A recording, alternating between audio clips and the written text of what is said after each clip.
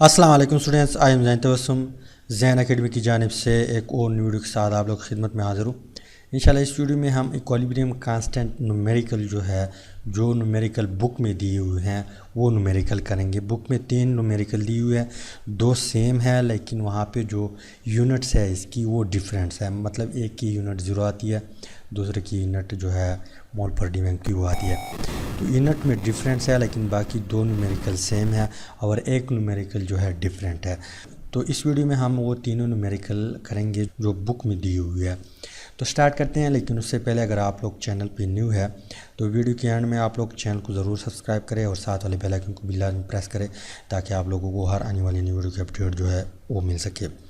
तो बात हम स्टार्ट करते हैं इक्विलिब्रियम कांस्टेंट से। प्रीवियस लेक्चर में हमने इस चीज़ पे ऑलरेडी बात की है कि इक्विलिब्रियम कांस्टेंट अगर वर्ड्स आए या आप लोगों को अगर किसी नज़र आए तो ये दोनों एक ही चीज़ है। क्या है? एक ही चीज़ है, ठीक। इसके अलावा यहाँ पे जो फर्स्ट वन न्यूमेरिकल है यहाँ पे लिखा हुआ है कि when hydrogen reacts with iodine at 25 degree Celsius to form hydrogen iodide बाई, यहाँ पे बाई है, बाई ए रिवर्सिबल रिएक्शन। इस जुमले का मतलब ये है कि हमारे पास हाइड्रोजन है, हाइड्रोजन रिएक्शन करता है किस चीज़ से? आयोडीन से। आपको प्रोडक्ट मिलता है हाइड्रोजन आयोडाइड।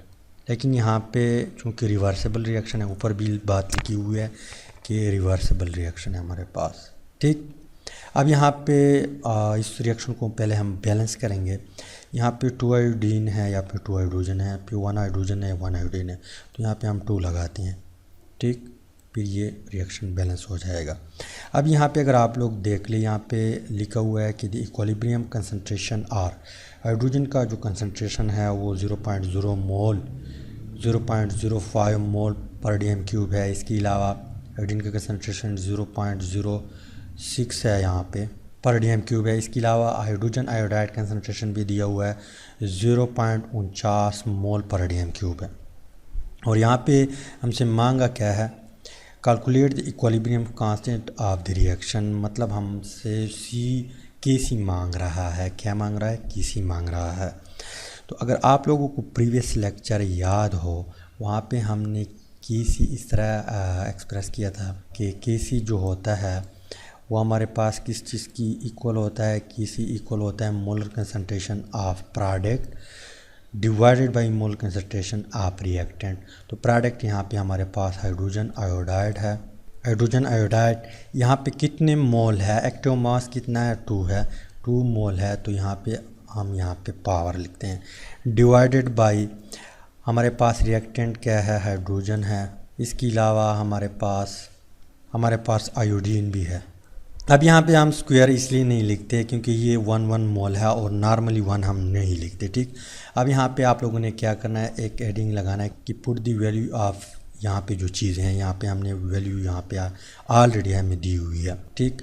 तो यहाँ पे हम वैल्यू पुट करते हैं के C is equal to hydrogen iodide की वैल्यू कितनी है? 0.49 मोल है, 0.49 मोल यहाँ पे स्क्वायर है मोल पर dm cube divided by hydrogen का कितना कंसंट्रेशन है हमारे पास?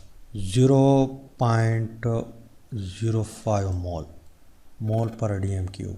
इसको हम ब्रैकेट में बंद करते हैं और यहाँ पे ये यूनिट जो है ये इसके साथ है, मतलब ये ब्रैकेट नहीं है, यहाँ पे मुझे गलती हो गई, सॉरी। तो यहाँ पे इस ब्रैकेट को यहाँ पे आपने बंद करना है, ठीक। इसके अलावा हमारे पास और क्या है? हाइड्रोजन का कंसंट्रेशन कितना है?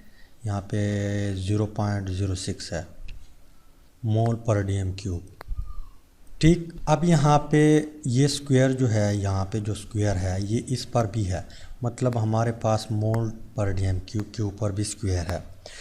तो 1 मोल पर डीएम क्यूब जो है ये इसके साथ कैंसिल आउट हो जाएगा, 1 मोल पर डीएम क्यूब बचा हुआ है और जो 1 मोल पर डीएम क्यूब बचा हुआ है वो इसके साथ कैंसिल आउट हो जाएगा। तो हमारे पास केसी बच जाएगा, KC is equal to 0.49 square divided by 0.05 और यहाँ पे 0.06। तो यहाँ पे जब आप 0.49 का स्क्वायर लेंगे कैलकुलेटर में, जब आप इसके ऊपर स्क्वायर लेंगे तो आप लोग के पास आंसर आएगा 0.2401 वैल्यू आएगी जब आप लोग 0.49 का स्क्वायर लेंगे, ठीक। और यहाँ पे जो है इनकी बीच ज़रब है, क्या है, ज़रब है, मल्टीप्लिकेशन है। तो यहाँ पे आप 0.05 को जब ज़रब देंगे किस चीज़ से, 0.06 से, तो आप लोग के पास आंसर क्या आएगा, आप लोग के पास आंसर आएगा 0.003। ये कैलकुलेटर की मदद से आप लोग खुद करें। इसके बाद यहाँ पे डिवाइडेड है, इसको जब आप डिवाइड करेंगे तो आप लोग के पास केसी का आंसर कितना आएगा। यहाँ पे मैं लिखता हूँ केसी, मतलब यहाँ पे ये वैल्यू जब आप डिवाइड करेंगे तो आप लोग के पास आंसर आएगा कि केसी इज़ इक्वल टू 80.0333333, लेकिन यहाँ पे आप लोग 1 लिखें। तो ये हमारे पास केसी की वैल्यू आ गई, ठीक। इस तरह आप केसी की वैल्यू निकाल सकते हैं। यहाँ पे हमसे इक्विलिब्रियम कांस्टेंट मांगा हुआ है, तो केसी हमारे पास क्या है, इक्विलिब्रियम कांस्टेंट है। इस तरह हमने निकाल लिया। इसके अलावा यहाँ पे एक दूसरा रिएक्शन है हमारे पास। यहाँ पे बात लिखी हुई है कि for the formation of ammonia by Haber process hydrogen and nitrogen react reversibly at 500 degree Celsius. यहाँ पे कंसंट्रेशन भी दिया हुआ है और यहाँ पे हमसे केसी मांग रहा है, कैलकुलेट केसी। तो सबसे पहले हम रिएक्शन लिखते हैं। रिएक्शन किस तरह है हमारे पास, रिएक्शन हमारे पास इस तरह है कि नाइट्रोजन है प्लस हमारे पास हाइड्रोजन है। यहाँ पे ये रिएक्शन करता है, आपको प्रोडक्ट देता है अमोनिया। लेकिन यहाँ पे अगर आप लोग देख ले 2 नाइट्रोजन है, यहाँ पे 1 नाइट्रोजन है, तो यहाँ पे हम 2 लगाएंगे तो 2 नाइट्रोजन। इसके अलावा यहाँ पे 2 3 6 मतलब 6 हाइड्रोजन है, यहाँ पे 3 नाइट्रोजन है, तो यहाँ पे हम 3 लगाएंगे। तो फिर ये रिएक्शन बैलेंस हो जाएगा और ये हमारे पास रिवर्सिबल रिएक्शन है, ठीक। यहाँ पे बात लिखी हुई है कि अगर हमारे पास अमोनिया बन रहा है एट 500 डिग्री सेंटीग्रेड और यहाँ पे इक्विलिब्रियम कंसंट्रेशन भी दिया हुआ है, तो कैलकुलेट केसी हम कैलकुलेट करेंगे। तो हमें मालूम है कि केसी इज़ इक्वल टू है हमारे पास किस चीज़ का, केसी इज़ इक्वल टू है equilibrium molar concentration of product हम ऊपर लगाएंगे। इसके अलावा divided by molar concentration of reactant. तो पहले जो है इसको हम नहीं लगाते ऊपर, जिस तरह मैंने लगा दिया इस तरह आप लगा सकते हैं। आप लोग जब खुद करेंगे या पेपर में करेंगे तो आप पहले आप लोगों ने इस इक्वेशन को करना है इस तरह, केसी इज़ इक्वल टू NH3 के ऊपर स्क्वायर लगाना है, मतलब यहाँ पे 2 मोल है। यहाँ पे हाइड्रोजन के ऊपर क्यूब लगाना है, यहाँ पे 1 मोल है, इसके ऊपर कुछ नहीं लगाना। तो मैं डायरेक्टली यहाँ पे वैल्यू पुट कर देता हूँ। नाइट्रोजन सॉरी हमारे पास अमोनिया की जो कंसंट्रेशन है वो दिया हुआ है, कितना है हमारे पास 0.130 मोल पर DM³। इसको हम ब्रैकेट में बंद करते हैं और यहाँ पे कितने मोल है, अमोनिया 2 मोल है, तो यहाँ पे हम पावर लेते हैं, ठीक। इसके अलावा डिवाइडेड बाय, तो यहाँ पे हम नाइट्रोजन की कंसंट्रेशन लिखते हैं। नाइट्रोजन की कंसंट्रेशन कितना है हमारे पास 0.602। अब यहाँ पे ये कितने मोल है हमारे पास, 1 मोल है, तो यहाँ पे इसके ऊपर हम स्क्वायर नहीं लिखते, लेकिन यहाँ पे मोल पर DM³ भी है। M means mole DM³। यहाँ पे मैं शॉर्टकट लिखता हूँ, आप लोगों ने शॉर्टकट नहीं लिखना, पेपर में फिर आप लोगों का गलत हो जाएगा। आप लोगों ने पूरा लिखना है मोल पर DM³, ठीक। इसको मैं ब्रैकेट में बंद करता हूँ, यहाँ पे जगह नहीं है इसलिए मैं शॉर्टकट लिखता हूँ। इसके अलावा यहाँ पे जो हाइड्रोजन है उसकी कंसंट्रेशन कितना है हमारे पास 0.420 मोल पर DM³, 0.420 मोल DM³। लेकिन यहाँ पे हमारे पास हाइड्रोजन जो है कितने मोल है हमारे पास 3 मोल है, तो इसके ऊपर हम यहाँ पे क्यूब लगाएंगे एज ए होल रिएक्शन के ऊपर, एज ए होल वैल्यू पे है, ठीक है। इसके बाद यहाँ पे 2 है, मतलब हमारे पास यहाँ पे DM³ के ऊपर स्क्वायर है, मतलब ये है कि हमारे पास 2 दफ़ा मोल पर DM³ है, तो एक दफ़ा इसके साथ कैंसिल आउट हो जाएगा। एक दफ़ा जो बाकी है वो इसके साथ कैंसिल आउट हो जाएगा, लेकिन यहाँ पे 2 दफ़ा मोल पर डीएम क्यूब बचा हुआ है। अब हम आते हैं इस साइड की तरफ, तो के सी हमारे पास इज़ इक्वल टू है, वैल्यू कितनी है 0.113 स्क्वायर डिवाइडेड बाई नाइट्रोजन की वैल्यू कितनी है 0.62।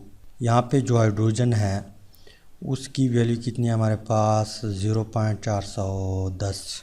सॉरी, यहाँ पे जो हाइड्रोजन की वैल्यू है 0.420 है ये, लेकिन इसके साथ मोल पर डीएम क्यूब बचा हुआ है। इसको मैं अलग ब्रैकेट में बंद कर देता हूँ। इसके बाद आप लोग ने क्या करना है, यहाँ पे 0.113 की जो है आप लोगों ने स्क्वायर लेना है। स्क्वायर लेंगे तो आप लोग के पास वैल्यू आएगी, मैं यहाँ पे कैलकुलेट करता हूँ, 1 मिनट। आप लोग के पास वैल्यू आएगी के सी इज़ इक्वल टू, ऊपर जो है वैल्यू कितनी आएगी 0.012769। ये जब आप इसकी स्क्वायर लेंगे कैलकुलेटर में तो ये वैल्यू आएगी। उसके बाद आप लोगों ने क्या करना है, डिवाइडेड बाई यहाँ पे जो वैल्यू है इसका क्यूब लेना है। इसका क्यूब लेंगे तो यहाँ पे मैं कैलकुलेटर जो है इसके थ्रू क्यूब लेता हूँ ताकि वैल्यू कितनी आती है 0. ठीक, इसके बाद जब आप क्यूब लेंगे तो डायरेक्टली क्यूब की जो वैल्यू आएगी आपने डायरेक्टली यहाँ पे इसके साथ ज़रब देना है। तो यहाँ पे जो वैल्यू आई हुई है क्यूब की, यहाँ पे वैल्यू है हमारे पास 0.074 इसको मैं ज़रब देता हूँ किस चीज़ के साथ 0.62। तो हमारे पास वैल्यू आएगी 0.044 यहाँ पे 976। इसके बाद आपने यहाँ पे ये यूनिट जो है वो भी साथ साथ जा रहा है, लेकिन यहाँ पे मैं नहीं लिखता हूँ। यहाँ पे जो ये वैल्यू है ये इस वैल्यू पे डिवाइड करना है, तो फिर हम देखते हैं कि आंसर हमारे पास कितना आता है। तो 1 मिनट, 0.0127696 डिवाइडेड बाई 0.044 तो हमारे पास ये वैल्यू आती है। के सी हमारे पास आएगी 0.286। बाकी वैल्यू है लेकिन उसको आपने छोड़ देना है। अब यहाँ पे अगर आप लोग गौर करें, ये इसके ऊपर स्क्वायर है ठीक, तो स्क्वायर मोल के ऊपर भी है, मतलब यहाँ पे 2 आएगा और यहाँ पे इसके साथ ज़रब का आएगा तो 6 आएगा। तो हमारे पास ये आएगा mole square DM cube DM6, लेकिन यहाँ पे डिनोमिनेटर है ऊपर जाएगा तो हमारे पास ये प्लस में है 2 तो ये माइनस में कन्वर्ट हो जाएगा, मतलब हमारे पास मोल -2 होगा। DM हमारे पास कितना है, यहाँ पे जब 3 इसके साथ ज़रब का आएगा तो -6 आएगा, लेकिन ऊपर जाएगा नॉमिनेटर में जाएगा तो हमारे पास माइनस में है, लेकिन ये ऊपर जाएगा तो 6 में प्लस में कन्वर्ट हो जाएगा। तो इस तरह यहाँ पे इसके साथ यूनिट भी है, ऊपर क्वेश्चन के साथ यूनिट नहीं थी, 0 आया था। तो इस तरह यहाँ पे हमने केसी कैलकुलेट किया।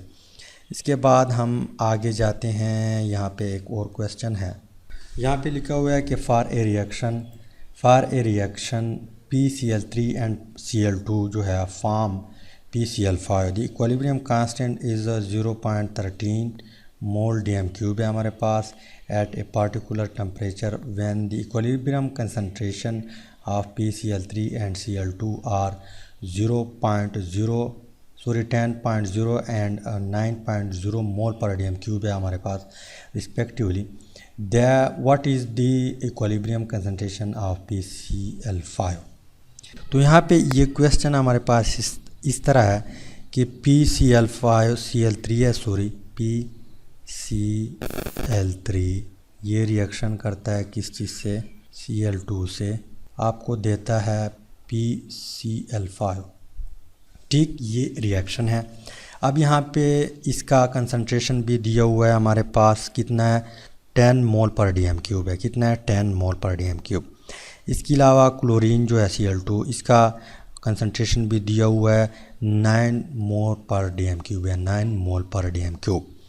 इसके अलावा यहाँ पे हमारे पास इक्विलिब्रियम कांस्टेंट भी दिया हुआ है 0.13 मोल पर DM³ है, लेकिन हमारे पास इसकी कंसंट्रेशन नहीं है, ये मांग रहा है हमारे पास। ठीक, तो यहाँ पे रिएक्शन जो है इस तरह है, यहाँ पे ये रिवर्सिबल रिएक्शन है, सॉरी। ठीक, रिएक्शन है। अब Kc हमें मालूम है कि Kc इज इक्वल टू होता है मोलर कंसंट्रेशन ऑफ प्रोडक्ट हमारे पास क्या है, PCl5 है, इसको हम ब्रैकेट में बंद करते हैं। इसके अलावा यहाँ पे मोलर कंसंट्रेशन ऑफ रिएक्टेंट हमारे पास क्या है, PCl3। इसके अलावा हमारे पास क्लोरीन भी है। अब यहाँ पे हम वैल्यू पुट करते हैं। Kc हमारे पास कितना है, इक्विलिब्रियम कांस्टेंट 0.13 है हमारे पास। Kc 0.13 इज इक्वल टू, यहाँ पे हमसे ये पूछ रहा है तो इसको, ये हमें मालूम नहीं है, इसको हम फाइंड आउट करेंगे। PCl5 इसको हम उसी तरह लिखेंगे। PCl3 जो है यहाँ पे ये हमारे पास 2 है। PCl3 हमारे पास है 10 मोल पर DM³। इसके अलावा यहाँ पे 9 मोल पर DM³ है, 9.0। अब हम क्या करेंगे, यहाँ पे ये वैल्यू जो है डिनोमिनेटर में है, डिवाइडेड में है, is equal to C side पे लाएंगे तो ये हमारे पास ज़रब में कन्वर्ट होगा। ये मैथ का एक रूल है। तो यहाँ पे फिर क्या बचेगा, PCl बचेगा। तो PCl5 हम जो है पहले लिखते हैं, PCl5 is equal to 0.13 multiply, यहाँ पे डिवाइडेड में उस साइड पे लाएंगे, मल्टीप्लाई होगा 10.0 मल्टीप्लाई 9.0।